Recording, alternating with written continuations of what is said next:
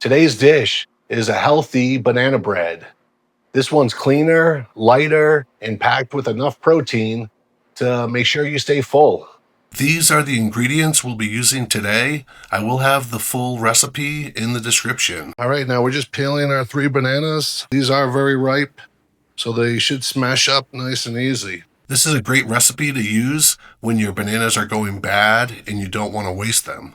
The macros on this dish are 173 calories per slice, 8 grams of protein, 26 grams of carbs, 4.5 grams of fat. All right, so our bananas are looking good, nice and mashed up the way we need them.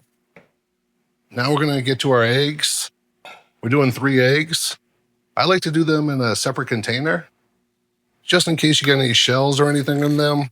It'll just make life a little bit easier. And our vanilla. All right, we have our eggs. Now we're just gonna break our yolks, mix everything together. I wanna go ahead and add that right to our bananas. We're gonna mix this good as well. We're also gonna add in our honey. I'm only adding a little honey, just enough for flavor, not so much that it turns into a sugar bomb. You could also go with maple syrup if that's your style. Either way, it's more natural than refined sugar. I'm using oat flour instead of all-purpose. It's gluten-free and higher in fiber. Although I didn't have any on hand, but I did have rolled oats, and they measure in at the same, and you just need to grind them up in a food processor. The food processor did a great job. Our oats are nice and ground up.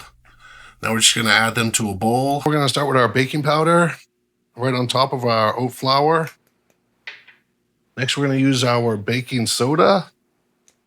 Then we're gonna add in our protein powder.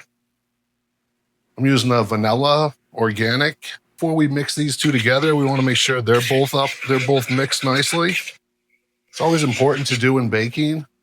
Make sure you mix your dry and your wet separately so you don't overwork your batter. All right, now we're gonna add this right in.